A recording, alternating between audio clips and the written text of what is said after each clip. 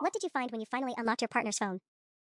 The phone buzzed against the kitchen counter at 2:47 a.m., and for the first time in 3 years, Jake wasn't there to snatch it away before I could see the screen. Can't wait to see you tomorrow night, face blowing a kiss, Melissa. My hands were shaking as I picked up his iPhone. He'd left it behind when he rushed out for his emergency work trip to Portland, the same Portland where his ex-girlfriend lived, though I wasn't supposed to know that. For months, I'd felt like I was losing my mind. The way he'd angle his phone away from me, the sudden need for privacy in the bathroom, the nights when he'd come home smelling like unfamiliar perfume and claim he'd been networking at the bar with clients. Everyone told me I was being paranoid. Even my sister Emma said I was too clingy and needed to give him space to breathe. Jake had said the same thing just last week when I asked why he changed his passcode again. But now his phone was here, and he was 300 miles away, and Melissa, whoever she was texting him at nearly 3 a.m. I'd watched him enter his passcode hundreds of times, always shielding it with his body. But I'm observant when you're constantly being made to feel crazy. I'd caught glimpses. The way his thumb moved. 4 digits, starting lower right. My first guess, 1985, his birth year. Wrong. Second, 0420, his favorite holiday as he jokingly called it. Wrong. Third, 0315, the anniversary of our first date. Wrong, and honestly, I felt stupid for even trying it. Then I remembered the Polaroid on his desk, him and his college buddies at some football tailgate, wearing jersey number 1521. His lucky number, he'd called it. The phone unlocked. What I found in the first 30 seconds made my stomach drop through the floor. Tinder, Bumble, Hinge, all active, all with recent messages. Photos of him I'd taken last month, now being used to charm women named Ashley, Brittany, and Chloe. But it was the group chat called Brothers and Hoes that made me physically nauseous. Asterisk Jake, Sarah's being clingy again, asking why I need privacy. Told her she's being crazy, lol asterisk. Mike, dude, just break up with her already. Asterisk Jake, she pays half my rent and does my laundry. Plus the sex is decent when I need something familiar, man shrugging asterisk. The messages went back months. Him sharing photos I'd sent in confidence. Joking about my insecurities. Rating my performance compared to his other hookups. Making bets with his friends about how long he could keep me in the dark about his weekend activities. But the worst part came when I scrolled further and saw a name that made my blood turn to ice, Emma. Emma, she's working late again Thursday if you want to come over. Asterisk Jake, your sister's so clueless it's actually sad. See you at 8" asterisk. Emma, bring that thing you did last time, smiling face with horns. My own sister. The same sister who'd been telling me I was paranoid and crazy for months. Who'd been comforting me when I cried about feeling disconnected from Jake. Who'd invited herself over 4 girls' nights right before some of my worst fights with him, probably feeding him information about my suspicions. I screenshot everything. Every conversation, every dating profile, every cruel joke at my expense. By sunrise, I had a plan. I spent the next 6 hours methodically documenting everything. My laptop screen filled with folders, dating apps, group chat screenshots, Emma betrayal, and other women. Jake had been busy, 17 active conversations across 3 platforms, with women ranging from college students to divorced moms in their 40s. The deeper I dug, the more systematic his deception became. He had a whole routine down to a science. Wednesday nights were 4 gym sessions that were actually dates with a 23-year-old barista named Chloe. Friday poker nights lined up perfectly with his Bumble messages to Ashley, a nurse who worked night shifts and could only meet on weekends. And Sundays, our supposed lazy days together, he'd been telling me he was visiting his grandmother while actually spending afternoons at Emma's apartment. I found receipts in his Venmo history. $47 to Danny's Steakhouse the same night he told me he was eating leftover pizza at his buddy's place. $23 for movie tickets when he claimed he was working overtime. Even a $156 charge to Victoria's Secret from last month, lingerie I'd never seen, bought 3 days before Valentine's Day. The red teddy he'd given me cost $31 according to his Amazon history. I wasn't even worth the expensive lies. But it was the voice messages that broke something fundamental inside me. I'd always wondered why Jake stepped outside to take certain calls, claiming it was work or his mother.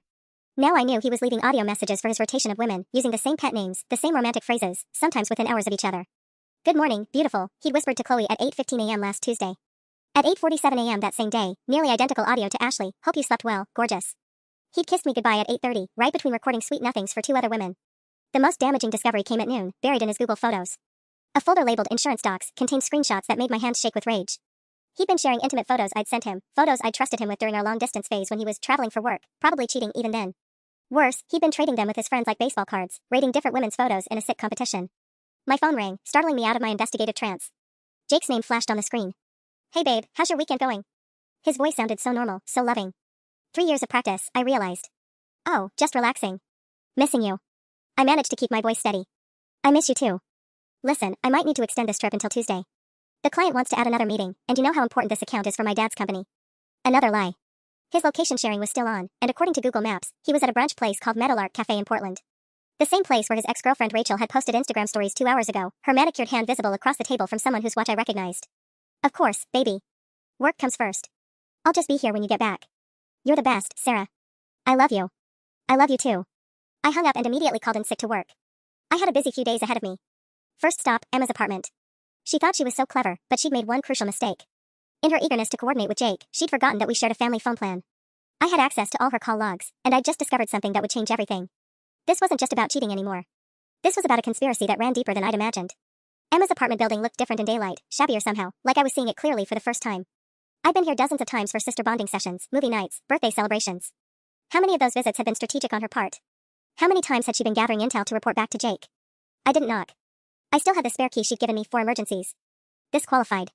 She was in the kitchen making coffee, wearing a silk robe I'd never seen before, red, expensive looking. The kind of thing Jake liked. When she saw me, her face went through a fascinating series of expressions: surprise, guilt, then a forced smile.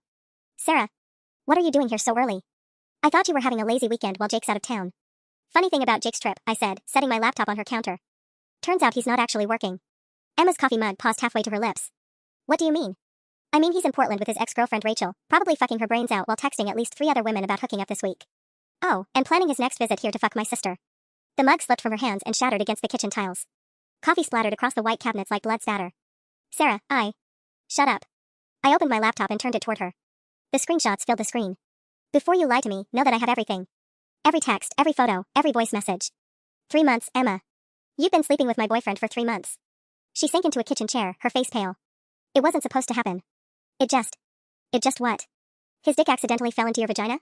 Multiple times? While you were simultaneously telling me I was crazy for suspecting he was cheating? You don't understand how complicated. Actually, I understand perfectly. I scrolled to a particular screenshot. Jake, March 15th, Emma's easier than her sister. Less baggage. Your response, plus I don't have to pretend to care about her feelings after. Very touching, Em. Really sisterly. Emma started crying, but I felt nothing. No sympathy, no familial affection, no urge to comfort her like I had countless times throughout our lives. The sister I'd loved was gone, replaced by this stranger who'd been systematically destroying my sanity for months. But wait, there's more, I continued, scrolling to another folder. Because your betrayal isn't just about Jake. Remember when Mom and Dad were fighting about money last Christmas? When Dad was convinced someone had been using his credit card for unauthorized charges. Her face went white. $2,400 worth of charges at restaurants, hotels, and shopping trips that lined up perfectly with your dates with Jake. You've been using Dad's emergency credit card to fund your affair with my boyfriend. That's not just betrayal, Emma. That's theft. Sarah, please. I also found it interesting that Jake knew exactly when to show up at my apartment when I wasn't home. Remember all those times I came back to find things slightly moved around? My laptop warm when I was sure I'd shut it down? Jake had keys made. You gave him our parents' emergency key to my place, didn't you? The silence was admission enough. Here's what's going to happen, I said, closing the laptop. You're going to call Mom and Dad and confess about the credit card. Today. You're going to tell them everything, the affair, the charges, the lies. Or I will, along with screenshots that will make for very interesting family dinner conversation. And Jake? I smiled for the first time all weekend. Oh, don't worry about Jake. I have special plans for Jake. His family's business dinner with the Morrison account is Wednesday night. You know, the religious family worth $12 million? The ones who only work with morally upstanding Christian businesses? Jake's going to have a very memorable evening. Emma was sobbing now, but I was already walking toward the door. Oh, and Emma? Change your locks. You're going to need them. I drove straight from Emma's apartment to Jake's parents' house in Riverside Heights, the kind of gated community where everyone knew everyone else's business, and reputation was everything. The Hendersons had built their commercial real estate empire on being the family values company in a cutthroat industry. Jake's father, Robert, served as a deacon at their Methodist church and had integrity in business plaques covering his office walls. They were about to learn just how much integrity their golden boy possessed. But first, I needed to plant some seeds. I parked outside their country club and waited. Sunday brunch at the Riverside Club was a Henderson family tradition. Jake had dragged me there enough times for me to know their routine. Robert and Patricia would arrive at 11:30 sharp, settle into their usual table by the windows, and spend 2 hours networking with other prominent families. Sure enough, at 12:15, I spotted them through the window. Patricia was wearing her signature pearls, probably discussing her upcoming charity auction. Robert had his reading glasses on, reviewing what looked like business documents between courses. The perfect, respectable couple who had no idea their son was using company credit cards to fund his sex life. I discovered that gem at 3 a.m., buried in Jake's Mint app. 6 months of expenses categorized as client entertainment, $89 at Hotel Zephyr for an afternoon with Chloe, $156 for dinner with Ashley at that new French place downtown, $67 for drinks with someone named Madison who sent topless photos in exchange for Venmo payments. All charged to Henderson and Associates American Express card. My phone buzzed with a text from Jake, "Miss you, baby. This client dinner is running so long. Wish I was home with you instead." According to his Instagram location, he was at Powell Butte Nature Preserve. With Rachel, who'd posted a photo of 2 wine glasses on a picnic blanket 30 minutes ago. I screenshot everything and added it to my growing collection. At 1:45, the Hendersons finished their brunch. I gave them a 10-minute head start, then drove to their house. Patricia answered the door in her Sunday best, surprised but welcoming. "Sarah, dear. How lovely to see you. Jake's still in Portland, isn't he?" "Yes, Mrs. Henderson. That's actually why I'm here. I wanted to ask you about something, and I thought it would be better coming from me directly. I perfected my concerned girlfriend act over 3 years." Patricia invited me in for coffee, settling us in her pristine living room where family photos showed Jake's evolution from cherubic child to manipulative adult. "I've been helping Jake organize his finances," I began, pulling out printed credit card statements. "You know how he is with paperwork. But I found some charges on the company card that seem unusual for client entertainment." Patricia's smile faltered as she looked at the highlighted entries. "Hotel charges at 2 p.m. on weekdays. Expensive dinners for two at romantic restaurants Jake had never taken me to. Multiple charges at Victoria's Secret and jewelry stores. I'm sure there's an explanation, she said, but her voice was uncertain. I thought so too. But then I found these. I showed her printed screenshots of Jake's Venmo history, payments to women with heart emojis and suggestive captions, all timestamped during his supposed client meetings. Patricia's face went through the same progression I'd seen on Emma's: confusion, realization, horror. Sarah, Robert handles the business accounts. He trusts Jake completely. Mrs. Henderson, I love Jake, but if someone's embezzling from the company. I let the sentence hang. Embezzling is such a strong word. What would you call using company funds for personal expenses? The Morrison family specifically chose your firm because of your reputation for ethical business practices. What happens to that $12 million account if they find out about this? Patricia's hands were shaking as she set down her coffee cup. The Morrison account wasn't just business, it was the foundation of their expansion plans, Robert's legacy project. What do you think we should do? I think Robert should review these charges before Wednesday's dinner. And maybe Jake needs help. Professional help. This pattern of deception, the lying. I dabbed at my eyes. I'd been so worried about him. I left the Henderson house knowing I'd lit a fuse. Patricia would show those statements to Robert within the hour. Robert would start making calls, pulling records, discovering the full scope of Jake's creative accounting. By Wednesday, Jake would be walking into that dinner already drowning. But I wasn't done yet. By Monday morning, I had 17 screenshots, 12 voice recordings, and a plan that would detonate Jake's entire life in precisely 48 hours. But first, I needed to handle the other women, the ones who had no idea they were part of his rotation. Starting with Chloe, the 23-year-old barista who thought she was Jake's only secret. I'd studied her Instagram enough to know her schedule. Every Monday at 2 p.m., she posted from Pilates class at Core Power Yoga on 5th Street. I waited in the parking lot, scrolling through the messages Jake had sent her just that morning from Portland. Asterisk, can't stop thinking about Wednesday night. Wear that black dress I bought you. Asterisk. The same Wednesday he was supposed to be having the most important business dinner of his career. When Chloe emerged from class, I recognized her immediately: blonde highlights, the delicate rose tattoo on her wrist that Jake had photographed and sent to his brothers and host chat with the caption, "This one's got daddy issues, so easy." She was beautiful in that effortless way that had probably made Jake feel like he'd won something. Chloe? She turned, confused. Yeah? I'm Sarah. Jake's girlfriend of 3 years. We need to talk. Her face went pale beneath her post-workout flush. I don't know what you're talking about. The black dress he bought you is a size medium from Nordstrom, charged to his company credit card on March 23rd. The same day he told me he was working late but was actually at your apartment until 2 a.m. Would you like to see the receipt, or should I just show you the photos he's been sharing with his friends? Chloe's yoga mat slipped from her hands. He told me you guys were broken up, she whispered. He said you were just roommates until the lease ended. Let me guess, he also said I was crazy and controlling, and that he'd never felt this way about anyone before? Her nod was barely perceptible. I pulled out my phone and showed her the screenshots. Jake's messages to his friends about rotating between the barista and the nurse, his bets about which one would catch feelings first, his detailed comparisons of their bodies and sexual preferences. He rated you a 7 out of 10, I said, watching her face crumble. Said you were good for ego boosts but too clingy for long term. Oh, and that thing you told him about your parents' divorce? He's been sharing that story at parties for laughs. Chloe started crying right there in the parking lot, and for a moment I felt a flicker of sympathy. She was just another victim of Jake's systematic manipulation. But then I remembered all the Wednesday nights I'd eaten dinner alone, waiting for him to come home from his gym sessions. What do you want from me? She asked. I want you to text him. Tell him you're excited for Wednesday night. Make sure he confirms the time and place. Why? Because Wednesday night, at exactly 7 p.m., Jake is supposed to be impressing the Morrison family with his professionalism and moral character. Instead, he's planning to be with you. I want that in writing. Chloe wiped her eyes, and I saw something shift in her expression, hurt transforming into anger. He really said I was a 7? A 7 on a good day. 5 when you get too emotional. She grabbed her phone and started typing. Within minutes, Jake responded, asterisk baby, can't wait. Hotel Zephyr, room 412, 7:30 p.m. I'll make it worth the wait. Asterisk. Perfect. Ashley, the night shift nurse, was harder to track down, but Jake's messages revealed she grabbed coffee at the hospital cafe every day at 3 p.m. between shifts. I found her at a corner table, still in scrubs, looking exhausted. The conversation followed a similar pattern: shock, denial, then fury when I showed her the group chat messages where Jake had joked about nurse fantasies and shared photos she'd sent in confidence. But Ashley surprised me. Instead of crying, she got calculating. That bastard gave me chlamydia, she said quietly. I had to take antibiotics for a week. He swore I was the only person he was sleeping with besides his psycho ex-girlfriend who he was leaving. You're not his only anything, I said. And I'm not psycho or his ex. I'm his current girlfriend who pays half his rent. Ashley's jaw tightened. What's your plan? Wednesday night, 7 p.m. I need you to text him about your weekend plans. Keep him talking, get him to confirm he'll be free. Consider it done. She was already pulling out her phone. And Sarah? When this all goes down, make sure he knows the STD came from me. I want him to remember exactly how many people he screwed over. By Tuesday evening, I had confirmations from both women, location sharing still active on Jake's phone, and a group chat screenshot where he'd bragged to his friends about juggling 3 women and a business dinner all in one night. The arrogance was breathtaking. He actually thought he could slip away from the Morrison dinner for a hotel hookup with Chloe, then meet Ashley later for drinks, all while maintaining his golden boy image with his parents and their biggest clients. Jake had no idea that tomorrow night, his entire world would collapse in real time. And I'd have a front row seat to watch it happen. Wednesday arrived gray and drizzling, the kind of Seattle weather that felt like an omen. I barely slept, running through every detail of my plan, checking and rechecking the screenshots folder on my laptop. By 6 a.m., I was dressed and ready, black slicks, white blouse, the kind of outfit that said professional but could easily transition to scorched earth. Jake's flight was scheduled to land at 10:47 a.m. I knew because I'd been tracking it obsessively, watching the little airplane icon crawl across the country while I finalized my preparations. At 11:23, my phone lit up with his call. Baby. Just landed. God, I missed your voice. He sounded genuinely happy, probably high on anticipation for his evening juggling act. Welcome home. How did the Portland meetings go? Incredible. I think we might land the Peterson account. It would be huge for the firm. Dad's going to be so proud. The lies rolled off his tongue like poetry. According to his credit card statements, the only thing he'd landed in Portland was a $340 dinner bill at Le Pigeon and a $89 room service charge that coincided with Rachel's Instagram story from the same hotel. That's amazing, Jake.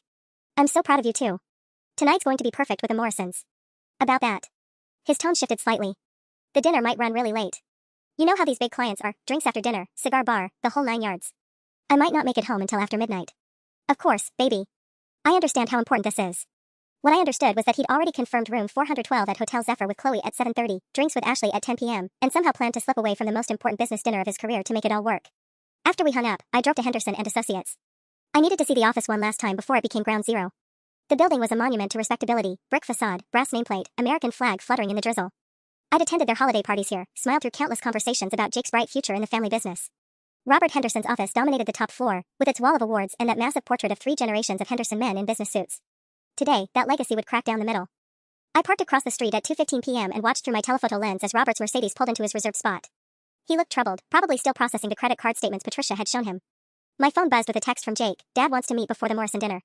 Probably going to offer me a promotion after Portland. This day keeps getting better. At 2:47, Jake's Audi pulled up. Even from a distance, I could see his confident stride as he walked toward the building. He was wearing his lucky navy suit, the one he claimed brought him good fortune in business deals. Tonight, it would be his funeral attire. My phone rang. Patricia Henderson. Sarah, dear, could you possibly come by the office? Robert found some irregularities in the accounts, and we'd like to speak with you about what you discovered. Of course, Mrs. Henderson. I'll be right there. This wasn't part of my original plan, but I could adapt. I grabbed my laptop and walked into the building, nodding at the receptionist who'd seen me dozens of times. The elevator ride to the 5th floor felt eternal. When the doors opened, Patricia was waiting, her usual warm smile replaced by something strained and desperate. Thank you for coming, dear. Robert's office, you know the way.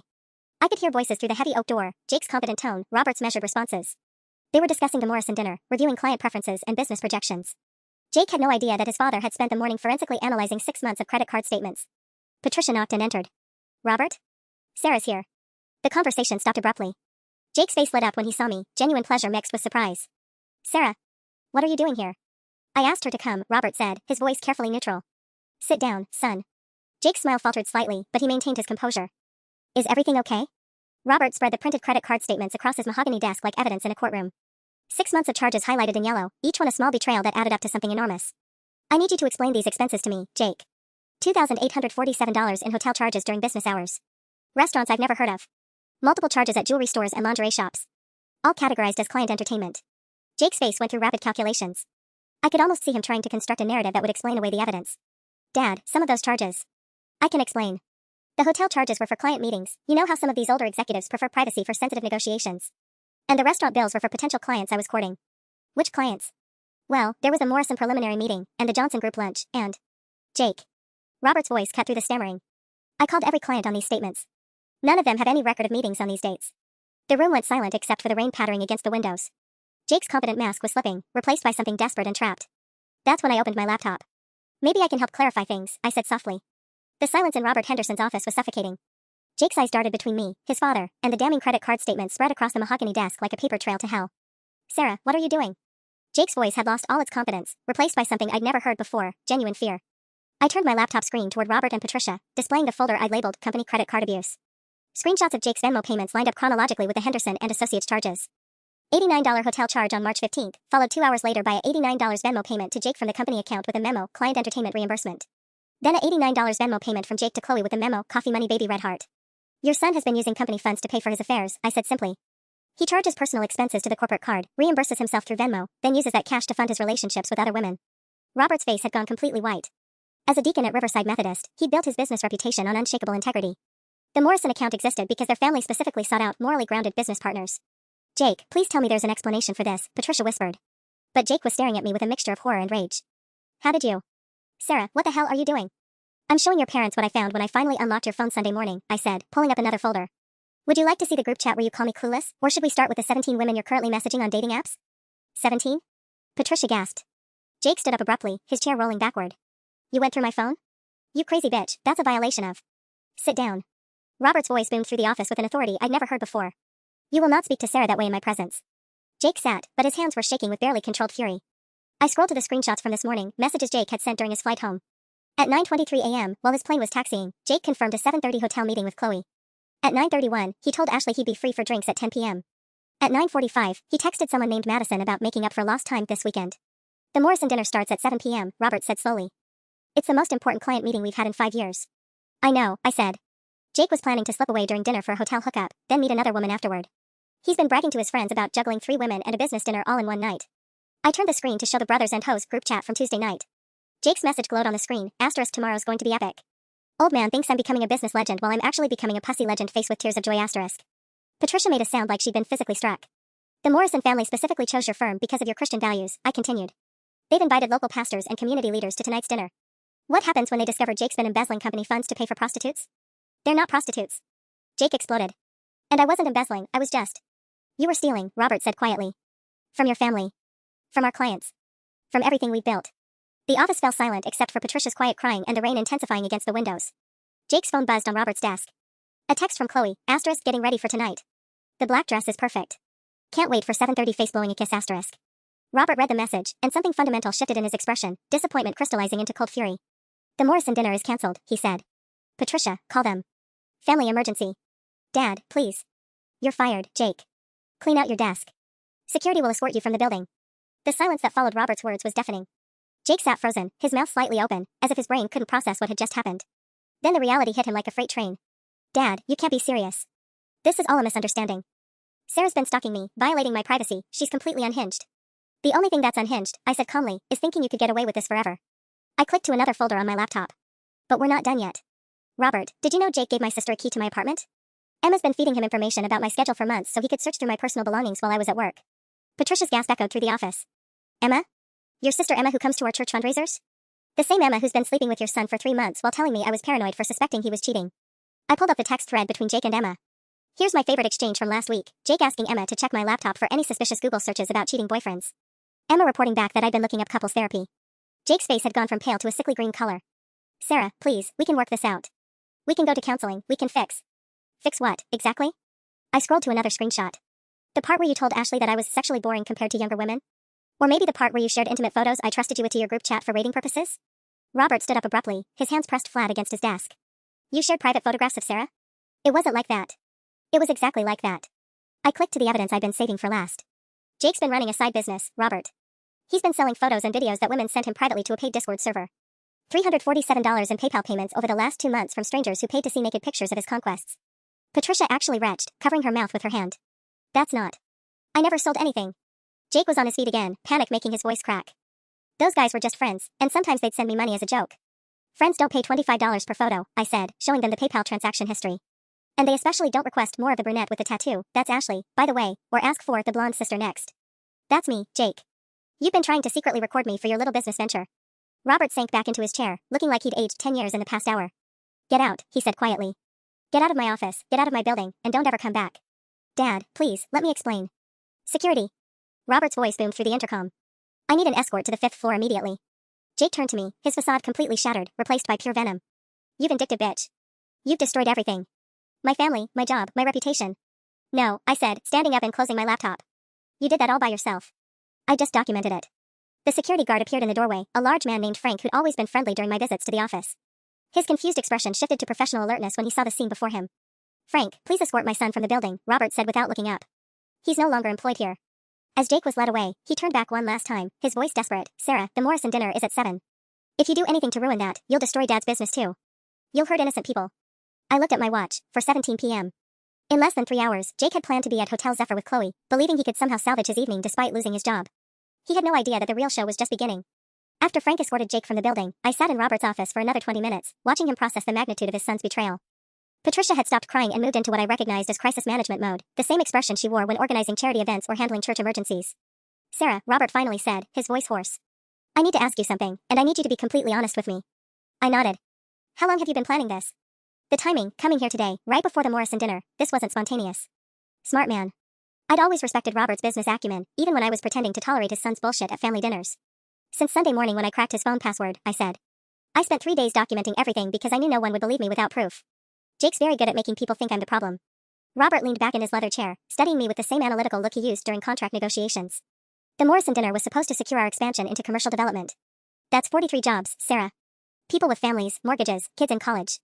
The guilt trip was expertly delivered, but I'd spent 3 years being manipulated by a Henderson man. I was immune. Jake was going to destroy that deal anyway, I said calmly. Did you really think he could maintain his performance tonight after planning to sneak out for hotel sex at 7:30? The Morrisons would have noticed his distraction, his constant phone checking, his eagerness to leave early. You would have lost the account and never known why. Patricia looked up from her phone. Robert, I've been thinking. What if we could still salvage the dinner? What if he went alone, explained that Jake had a family emergency? With what explanation? I interrupted. The Morrisons aren't stupid. They'll ask questions, do research. When they discovered Jake was fired today for embezzlement and sexual misconduct, how does that reflect on the family business? The room fell silent as they absorbed the implications. There's something else, I continued. Jake's been using the Henderson and Associates name to guarantee hotel rooms and restaurant reservations for his affairs. The Fairmont concierge knows him as Mr. Henderson from the real estate company because he's been bringing different women there twice a week for months. Your business reputation is already compromised, you just don't know it yet. Robert's phone rang, startling all of us. He glanced at the caller ID and his face darkened further. It's Morrison, he said quietly. Patricia and I watched as he answered, his voice carefully professional despite everything that had just happened. Good afternoon, David. Yes, we're very much looking forward to tonight. I'm sorry, what? When did this happen? I see. No, I completely understand. Of course, we'll reschedule once this is resolved. He hung up and stared at the phone for a long moment. The Morrison Group just received an anonymous email containing screenshots of Jake's dating profiles and credit card statements, he said slowly. Someone sent them evidence of his affairs and the company fund misuse, along with a detailed timeline of tonight's planned hotel meeting. I kept my expression neutral, but inside I was smiling. I'd scheduled that email to send automatically at 4:30 p.m., just enough time for the Morrisons to process the information and make the call. Who would do such a thing? Patricia gasped. Robert looked directly at me. Someone who wanted to make sure Jake couldn't charm his way out of consequences at dinner tonight. Someone who knew that if he managed to impress the Morrisons despite everything else, he'd find a way to spin this whole situation as a misunderstanding. Our eyes met across his desk, and I saw a flicker of what might have been respect. The dinner is postponed indefinitely, Robert continued. David Morrison said they need to reassess their partnership with companies that don't align with their values. It's over, Sarah. The account, the expansion, everything. But I wasn't finished yet. Jake still thought he was meeting Chloe at 7:30, and I had one final revelation that would complete his destruction. Looking at my watch, 5:23 p.m., I realized Jake would still be expecting his evening to go according to plan. He'd lost his job, been escorted from the building, and probably assumed the worst was over.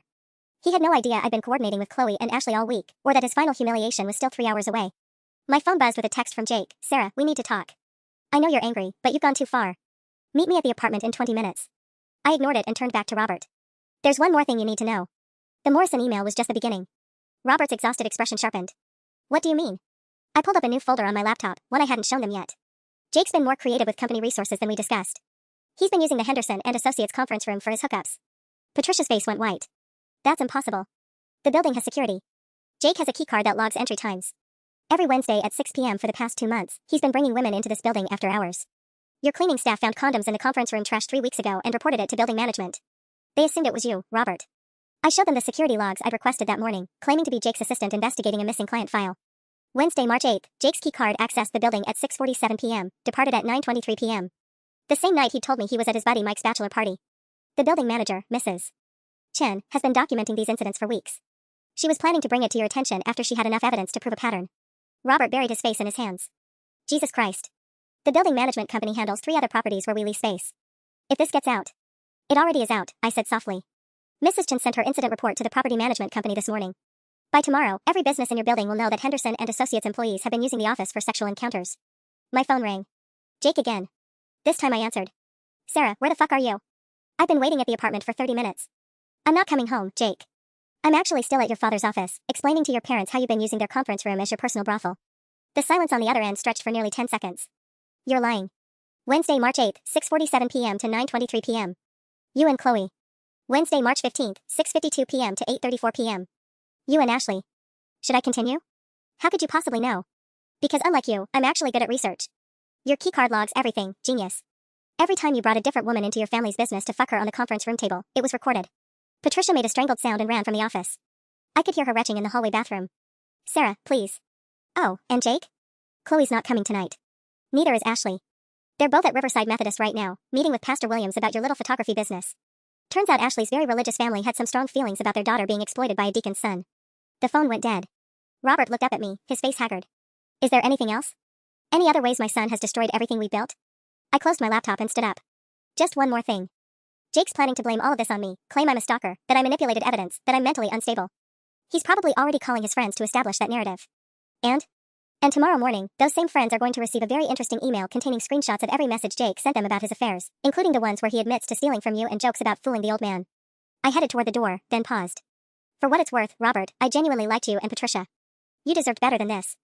I drove home through the Seattle drizzle, my hand steady on the wheel for the first time in months. The apartment I'd shared with Jake for 2 years looked different as I pulled into the parking garage, smaller somehow, like I was seeing it from a great distance. Jake's Audi was parked in his usual spot, engine still ticking from recent use. He'd beaten me here, probably speeding through downtown in a panic after our phone call ended. I sat in my car for a moment, watching raindrops race down the windshield, preparing myself for the final confrontation. The elevator ride to the 14th floor felt eternal.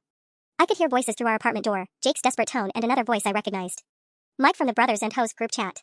Of course Jake had called in reinforcements. I unlocked the door to find them in the living room, empty beer bottles scattered across the coffee table. Jake looked like he'd aged 5 years since this morning, his lucky navy suit wrinkled, his hair disheveled, his eyes red-rimmed and wild. Sarah. He jumped up, his voice pitched with false relief. Thank God you're home. Mike's been helping me figure out how to fix this mess. Mike gave me an awkward wave, clearly uncomfortable. Hey Sarah.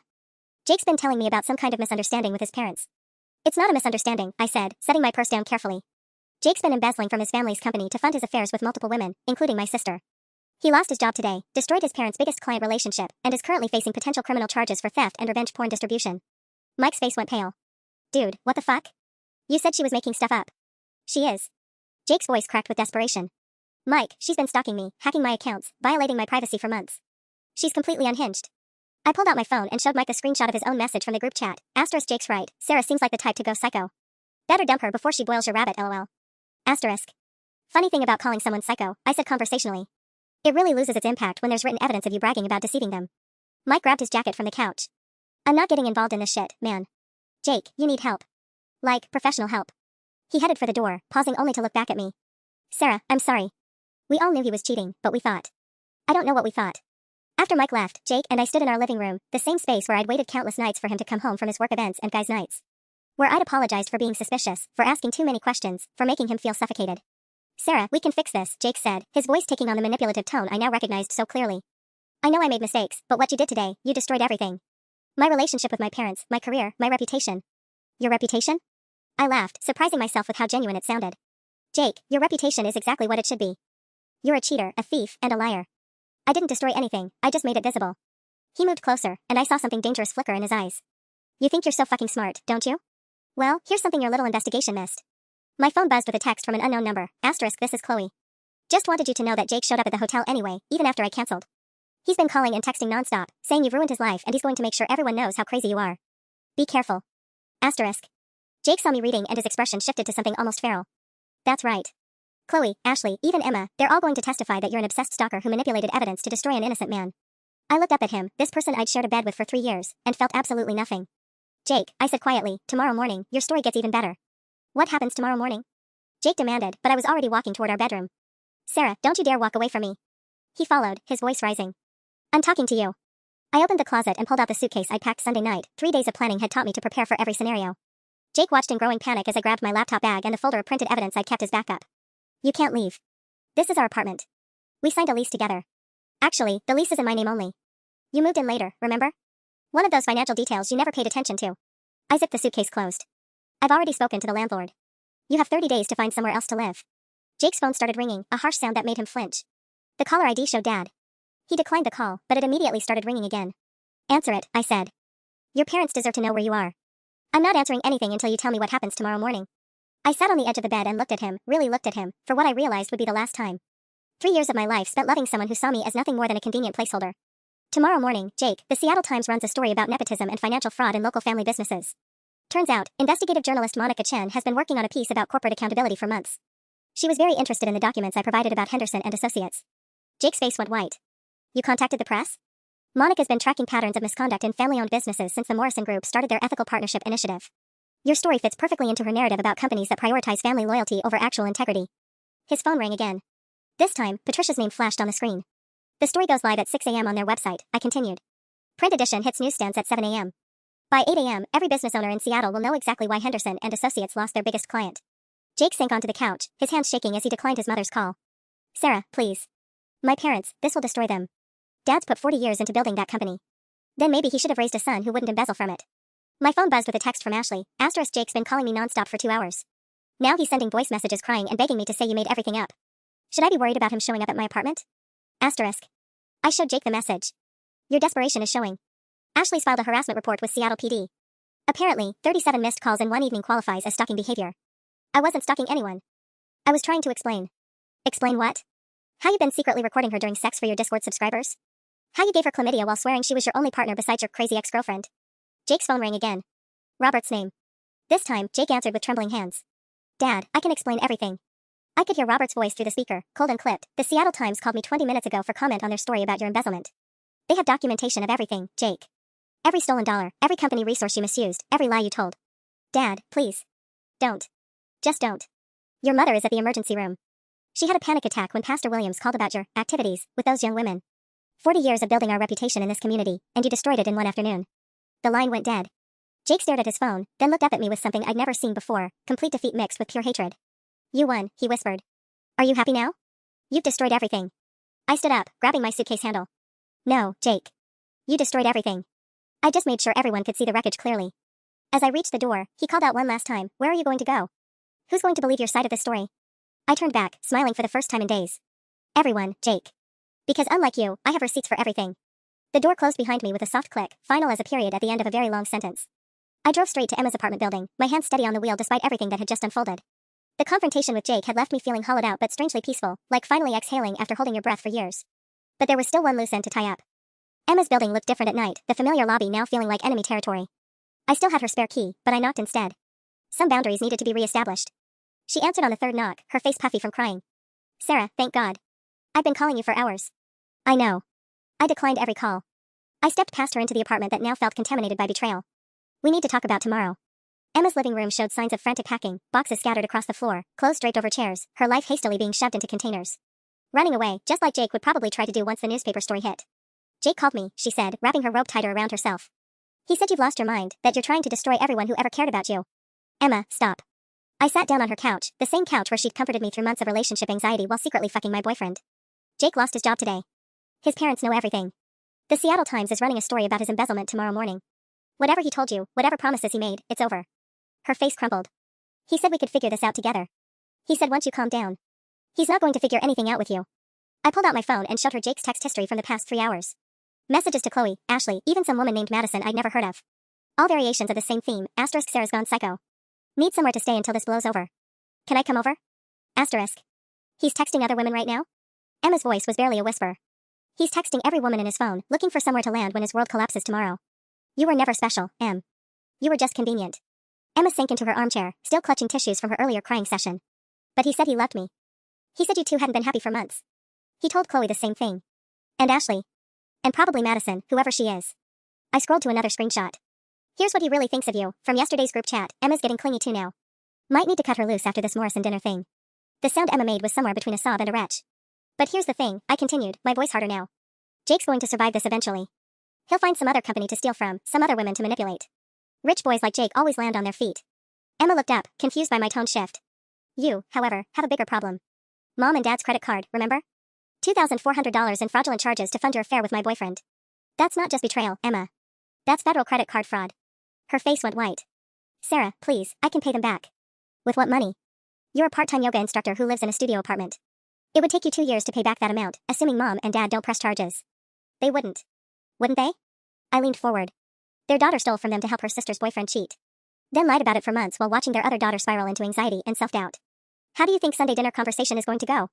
Emma was crying again, but I felt no sympathy. Not anymore. Here's what's going to happen, I said, standing up.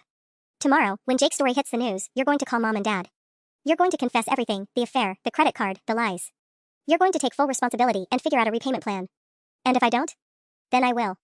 And my version includes screenshots of every text you sent Jake about how pathetic I was for trusting him. My phone buzzed with a text from an unknown number, asterisk this is Madison. Jake gave me your number. He says you're spreading lies about him online and harassing his family. Just wanted you to know some of us aren't buying your psycho act. Asterisk. I showed the message to Emma. Looks like Jake's building his defense team. Tell me, do you think Madison knows about you? Or Chloe? Or Ashley?